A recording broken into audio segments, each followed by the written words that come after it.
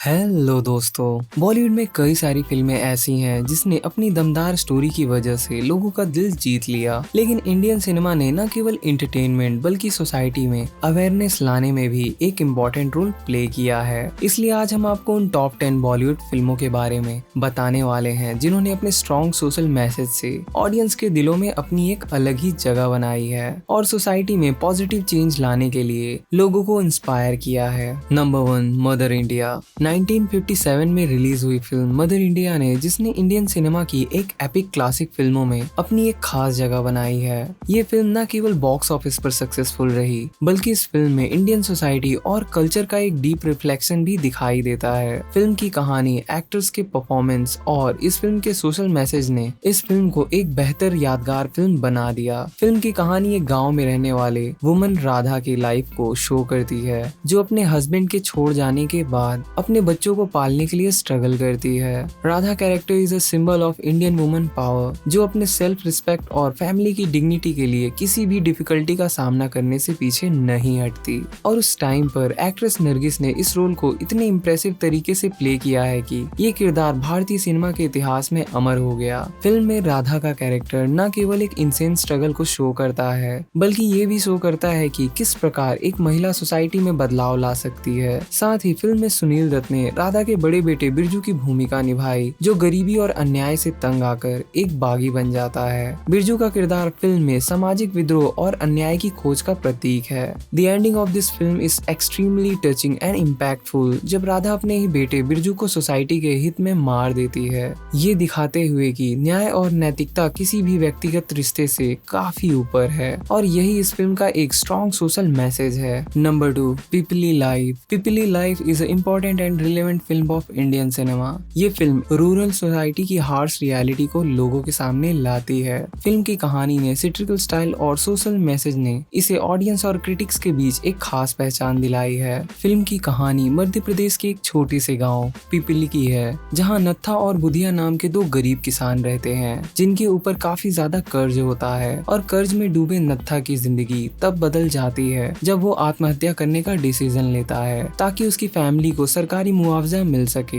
इस खबर को मीडिया ने बिग सेंसेशन के तौर पे प्रेजेंट किया और देखते ही देखते पिपली गांव नेशनल मीडिया का सेंटर बन गया। फिल्म का मेन सोशल मैसेज इंडिया में किसानों की समस्याओं और उनकी अनदेखी को लोगों के सामने लाता है। पिपली लाइव न केवल किसानों की आत्महत्या की गंभीर समस्याओं पर ध्यान केंद्रित करती है बल्कि मीडिया और पॉलिटिकल सिस्टम की इनसेंसिटिविटी और सेल्फिशनेस को भी एक्सपोज करती है। फिल्म दिखाती है कि कैसे एक गरीब किसान की ट्रेजेडी को मीडिया और पॉलिटिशियंस अपने फायदे के लिए यूज करते हैं जबकि एक्चुअल प्रॉब्लम और सोल्यूशन पीछे छूट जाते हैं। पिपली लाइफ जैसी मूवी एक स्ट्रॉन्ग सोशल मैसेज देने वाली फिल्म है जो इंडियन विलेज लाइफ की हार्श रियलिटी को शो करती है। This film is not only provide entertainment to the audience बल्कि इन्हें सोसाइटी के प्रति अपने कर्तव्य और जिम्मेदारियों के बारे में भी सोचने पर मजबूर करती है ये फिल्म। साथ ही इस फिल्म ने मीडिया की इनसेंसिबिलिटी और किसानों की दुर्दशा पर एक गहरा सवाल खड़ा किया। सोसाइटी में इस फिल्म ने किसानों की समस्याओं के प्रति जागरूकता बढ़ाई और सरकारों को इस मुद्दे पर ध्यान देने के लिए मजबूर भी किया। नंबर 3, तारी जमीन पर। Aamir Khan directed and produced film तारी जमीन पर जिसने न केवल ऑडियंस का दिल जीता बल्कि इस फिल्म ने एक गहरे सोशल इशू पर रोशनी डाली। ये फिल्म बच्चों के एजुकेशन, उनकी यूनिकनेस और सोसाइटी की एक्सपेक्टेशंस के बारे में एक स्ट्रॉन्ग सोशल मैसेज देती है। फिल्म की कहानी ईशान अवस्थी नाम के एक 8 साल के बच्चे के इर्द गिर्द घूमती है जिसे डिसलेक्सिया नाम की एक बीमारी होती है जिस वजह से उसे पढ़ने लिखने में काफी प्रॉब्लम्स होती हैं। और यही चीज ईशान के पेरेंट्स समझ नहीं पाते और उसे आलसी और लापरवाह मानते हैं और उसे सुधरने के लिए बोर्डिंग स्कूल भेज दिया जाता है जहां उसकी हालत और भी खराब हो जाती है। और उस समय उसकी लाइफ में आते हैं आर्ट टीचर रामशंकर निकुम जिस रोल को प्ले किया है आमिर खान ने। स्कूल में आते ही रामशंकर निकुम ईशान के टैलेंट और उसकी प्रॉब्लम्स को समझते हैं। निकुम का किरदार ऑडियंस को ये मैसेज देता है कि हर बच्चा स्पेशल होता है और उसकी अपनी क्षमताएं होती हैं और उन्हें सही गाइडेंस और समझ की जरूरत होती होती है, ना कि पनिशमेंट और इंसल्ट की। निको मिशान को इसके टैलेंट और सेल्फ कॉन्फिडेंस को रिकवर करने में मदद करते हैं and eventually Ishaan Awasthi start performing very well in studies and life. Film Taare Zameen पर एजुकेशन सिस्टम और पेरेंटिंग के तरीकों पर सवाल उठाती है और साथ ही ये फिल्म दिखाती है कि कैसे बच्चों पर बहुत ज्यादा दबाव डालना, उनको इग्नोर करना और उन्हें केवल नंबरों से आंकना गलत है। हर बच्चे की अपनी अलग पहचान और क्षमता होती है जिसे समझना और इनकरेज करना नेसेसरी होता है। Number 4, pink. 2016 में रिलीज हुई फिल्म पिंक, जिसने इंडियन सोसाइटी में वुमेन्स के राइट्स और जस्टिस जैसे मुद्दे पर गहरा प्रभाव डाला। The movie is not only entertain but is also giving a strong social message जो वुमेन्स की सुरक्षा, सम्मान और उनके अधिकारों के बारे में सोचने पर मजबूर करती है। फिल्म की कहानी 3 लड़कियों के इर्द गिर्द घूमती है जो दिल्ली में एक नॉर्मल लाइफ जी रही होती हैं, लेकिन एक पार्टी के दौरान हुए इंसिडेंट की वजह से उनकी जिंदगी पूरी तरह से बदल जाती है, क्योंकि उस पार्टी में उन 3 लड़कियों के साथ कुछ लोगों द्वारा सेक्सुअल असॉल्ट की कोशिश होती है। और इस मामले में सबसे बड़ा मोड़ तब आता है जब लॉयर दीपक सहगल, जिस रोल को अमिताभ बच्चन ने प्ले किया था, उन तीनों लड़कियों की तरफ से लड़ने का फैसला करते हैं। Deepak Sehgal character is a strong pillar of this film, जो महिलाओं के अधिकार और उनके सम्मान के लिए कोर्ट में लड़ता है। फिल्म पिंक का मोस्ट इम्पोर्टेंट सोशल मैसेज ये है कि ना का मतलब ना होता है, चाहे वो किसी भी सिचुएशन में कहा जाए। ये फिल्म दिखाती है कि महिलाओं की सहमति और उनकी मर्जी का सम्मान किया जाना चाहिए। सोसाइटी में महिलाओं के प्रति जो रूढ़िवादी और तकियानुसी सोच है उसे बदलने की जरूरत है। और साथ ही फिल्म ये भी मैसेज देती है कि किसी भी वुमन का कैरेक्टर उसके कपड़ों, उसके दोस्तों या उसके लाइफस्टाइल से नहीं जज किया जाना चाहिए। नंबर 5, स्वदेश। स्वदेश ओवरसीज इंडियंस को कंट्री के डेवलपमेंट में योगदान देने के लिए इंस्पायर करने वाली फिल्म है। फिल्म में शाहरुख खान ने मोहन भार्गव नाम के एक NRI साइंटिस्ट का इम्पोर्टेंट रोल प्ले किया था, जो नासा में काम करता है और अमेरिका में एक कंफर्टेबल लाइफ जी रहा होता है। लेकिन उसकी जिंदगी तब बदल जाती है जब वो कावेरी अम्मा की खोज में इंडिया लौटता है। कावेरी अम्मा, जिन्होंने साइंटिस्ट मोहन भार्गव को अपने बच्चे की तरह बचपन में उसका ख्याल रखा, क्योंकि बचपन में ही मोहन भार्गव के पेरेंट्स की कार एक्सीडेंट में डेथ हो गई थी और मोहन उसके बाद US में कॉलेज स्टडीज और जॉब के लिए चला जाता है और कई साल अमेरिका में रहने के बाद कावेरी अम्मा से मिलने आता है और ये जर्नी उसके लाइफ के पर्पस को खोजने में मदद करती है। मोहन का गाँव में आना और वहाँ की प्रॉब्लम से रूबरू होना एक टर्निंग पॉइंट साबित होता है। गाँव में बिजली की प्रॉब्लम, शिक्षा की कमी और पानी की कमी जैसे बेसिक प्रॉब्लम्स को देखते हुए मोहन को ये एहसास होता है कि उसे अपने एक्नॉलेजमेंट और रिसोर्सेज का यूज अपने देश के लिए करना चाहिए। और फिल्म में दिखाया गया है कि कैसे मोहन अपनी कोशिशों से गांव में बिजली लाने का सपना पूरा करता है। फिल्म स्वदेश का मेन मैसेज ये है कि हर इंडियन का फर्ज बनता है कि वे अपने देश और सोसाइटी के प्रति जिम्मेदार बने।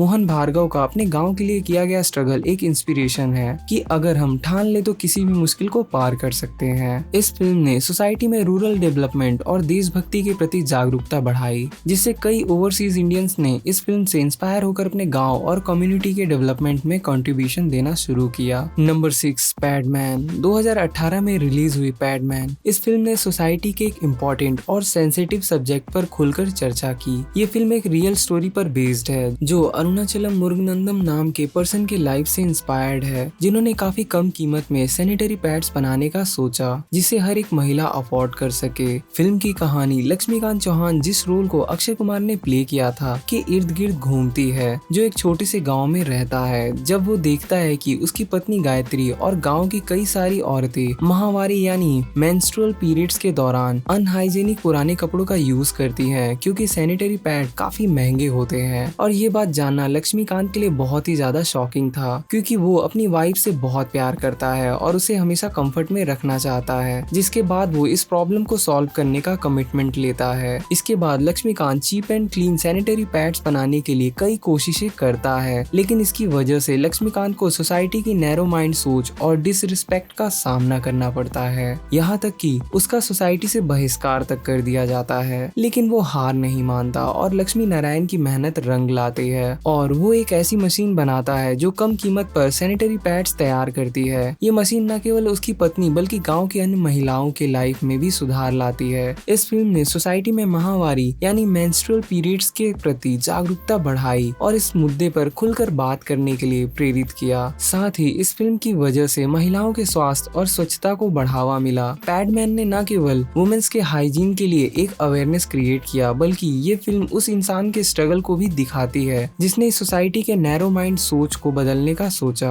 ये फिल्म हर उस पर्सन के लिए इंस्पिरेशन है जो सोसाइटी की भलाई के लिए कुछ करने की इच्छा रखता है। Padman is a bold move, जो हमें ये सिखाती है कि ट्रू रेवोल्यूशन छोटे छोटे स्टेप्स से ही स्टार्ट होती है और एक पर्सन का रिजोल्यूशन पूरे सोसाइटी में कैसे बदलाव ला सकता है। नंबर 7, चक दे इंडिया। 2007 में रिलीज हुई चक दे इंडिया इस फिल्म ने न केवल ऑडियंस को खूब एंटरटेन किया बल्कि एक स्ट्रॉन्ग सोशल मैसेज भी दिया। फिल्म की कहानी इंडियन वुमेन्स हॉकी टीम के स्ट्रगल, उनकी यूनिटी और उनकी एक्स्ट्राऑर्डिनरी विक्ट्री के इर्द गिर्द घूमती है। फिल्म की शुरुआत होती है कबीर खान से, जो मेंस हॉकी टीम के फॉर्मर कैप्टन हैं, जिन्हें एक इम्पोर्टेंट मैच में पाकिस्तान से हारने के बाद उन्हें देशद्रोही करार दे दिया जाता है। यह उनके लाइफ का सबसे मुश्किल टाइम होता है, जिसके 7 साल बाद Kabir Indian women's hockey team के कोच बनने का ऑफर एक्सेप्ट करते हैं और उनका सिर्फ एक ही पर्पस होता है कि देश के लिए अपनी वफादारी और अपने स्पोर्टिंग स्किल्स को साबित करना। लेकिन कबीर खान का सबसे बड़ा चैलेंज लड़कियों को एक टीम की तरह एकजुट करना होता है, क्योंकि वुमेन्स हॉकी टीम का फॉर्मेशन अलग अलग स्टेट से आई लड़कियों से होता है, जिसकी वजह से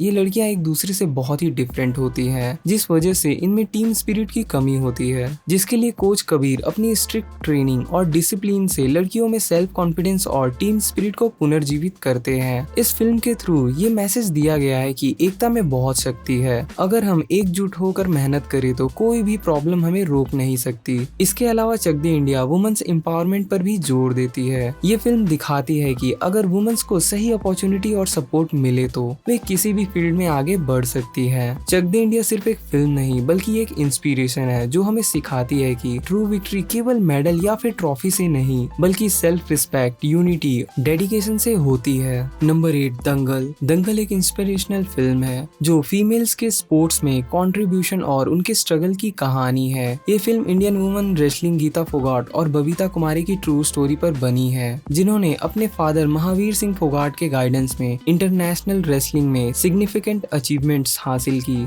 फिल्म दंगल की कहानी महावीर सिंह फोगाट के इर्द गिर्द घूमती है, जो एक फॉर्मर नेशनल रेसलिंग चैंपियन है। महावीर फोगाट का सपना है कि उनका बेटा देश के लिए गोल्ड मेडल जीते, लेकिन उनकी 4 बेटियां होती हैं और शुरुआत में डिसअपॉइंटेड महावीर का पॉइंट ऑफ व्यू तब बदल जाता है जब उनकी बेटियां गीता और बबीता एक लड़ाई में लड़कों को हरा देती हैं, जिसकी वजह से महावीर को एहसास होता है कि उनकी बेटी भी कुश्ती में अपना नाम बना सकती है और देश के लिए गोल्ड मेडल ला सकती है। फिर इसके बाद महावीर अपने गाँव के ट्रेडिशंस और सोसाइटी की नेगेटिव थिंकिंग के खिलाफ जाकर अपनी बेटियों को रेसलिंग के लिए ट्रेनिंग देना शुरू करते हैं। सोसाइटी के डिसरिस्पेक्ट और उल्टी सीधी बातों का सामना करते हुए भी महावीर अपने टारगेट से पीछे नहीं हटते और अपनी स्ट्रिक्ट ट्रेनिंग और डिसिप्लिन के साथ वो अपनी बेटियों को एक इंटरनेशनल रेसलर बना देते हैं। दंगल का मेन मैसेज वुमेन्स एम्पावरमेंट पर जोर देता है। ये फिल्म दिखाती है कि फीमेल्स को अगर सही अपॉर्चुनिटी और सपोर्ट मिले तो वे किसी भी फील्ड में एक्स्ट्राऑर्डिनरी सक्सेस हासिल कर सकती हैं। साथ ही इस फिल्म ने सोसाइटी के नैरो माइंड सोच पर सवाल खड़े किए और एक इम्पोर्टेंट सोशल मैसेज भी दिया कि लड़कियां किसी से कम नहीं। Number 9, super 30। 2019 में रिलीज हुई सुपर 30 ये film real life mathematician Anand Kumar से इंस्पायर्ड है, जिन्होंने सोसाइटी के निचले तबके के बच्चों को Indian institute of technology exam IIT JEE जैसे डिफिकल्ट एग्जाम्स के लिए तैयार किया।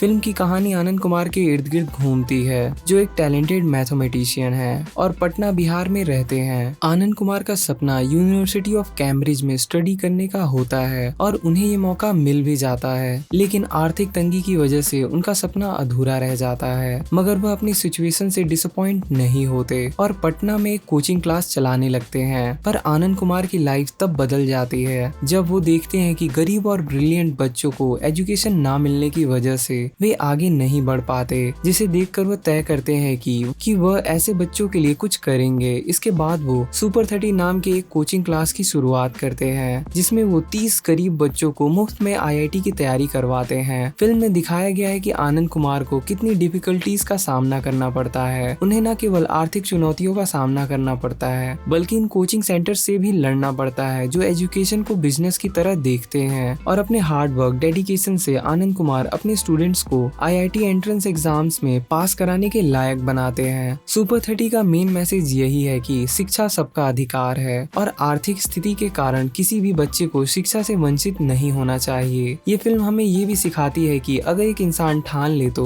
वो सोसाइटी में बदलाव ला सकता है। साथ ही आनंद कुमार की इंस्पिरेशनल स्टोरी ये दिखाती है कि ट्रू एजुकेशन केवल ज्ञान नहीं बल्कि सही गाइडेंस और इनकरेज करने में है। सुपर 30 केवल एक फिल्म नहीं बल्कि एक सोशल मोमेंट की तरह है जो हमें दिखाती है कि सच्ची शिक्षा का उद्देश्य समाज में परिवर्तन लाना और अंडर प्रिविलेज को उनके अधिकार दिलाना है। आनंद कुमार की कहानी हर उस व्यक्ति के लिए इंस्पिरेशन है जो सोसाइटी की भलाई के लिए कुछ करना चाहता है। Number 10, 3 idiots. 2009 में रिलीज हुई फिल्म 3 इडियट्स। इस फिल्म ने एजुकेशन सिस्टम पर एक गंभीर सवाल भी खड़ा किया। फिल्म 3 इडियट्स चेतन भगत के नॉवेल 5 Point Someone पर बेस्ड है और जो इंडियन एजुकेशन सिस्टम की कमियों को बड़े ही अच्छे तरीके से लोगों के सामने लाती है। फिल्म की कहानी 3 दोस्तों के अराउंड रिवॉल्व करती है जो बड़े ही फेमस इंजीनियरिंग कॉलेज ICE में पढ़ते हैं, जिनमें से एक दोस्त जिसका नाम होता है रेंचो का लाइफ के लिए उसका पॉइंट ऑफ व्यू और सीखने का तरीका उनके दोस्त और पूरे कॉलेज के लिए एक इंस्पिरेशन बन जाता है। रेंचो का मानना है कि एजुकेशन का असली मकसद ज्ञान प्राप्त करना है, ना कि केवल अच्छे मार्क्स लाना। वे ट्रेडिशनल एजुकेशन सिस्टम को चुनौती देता है और यह साबित करता है कि क्रिएटिविटी और इनोवेशन ही सच्ची शिक्षा की जड़ें हैं। और 3 इडियट का मेन मैसेज ये भी है कि हमें अपने पैशन को पहचान कर उसे ही अपना प्रोफेशन बनाना चाहिए। साथ ही फिल्म 3 इडियट्स एजुकेशन सिस्टम की कमियों को एक्सपोज भी करती है और ये सवाल भी उठाती है कि क्या आज के दौर में नंबर्स की दौड़ ही सब कुछ है या फिर एक्नॉलेजमेंट और हैप्पीनेस की खोज भी उतनी ही इम्पोर्टेंट है। 3 इडियट्स केवल एक एंटरटेनिंग फिल्म नहीं है बल्कि ये एक सोशल मैसेज देती है जो एजुकेशन सिस्टम, पेरेंट्स और स्टूडेंट्स को सोचने पर मजबूर करती है। ये फिल्म हमें सिखाती है कि सक्सेस का असली मतलब अपने सपनों का पीछा करना और खुश रहना है, न कि केवल दूसरों के एक्सपेक्टेशंस को पूरा करना। 3 इडियट एक ऐसी फिल्म है जो हर एज के ऑडियंस को इंस्पिरेशन देती है और लाइफ में एक नया पॉइंट ऑफ व्यू भी देती है। इसी के साथ वीडियो को करते हैं एंड मिलते हैं नेक्स्ट वीडियो में। If you like my video please do subscribe to my YouTube channel and also share, comment, like and press the bell icon.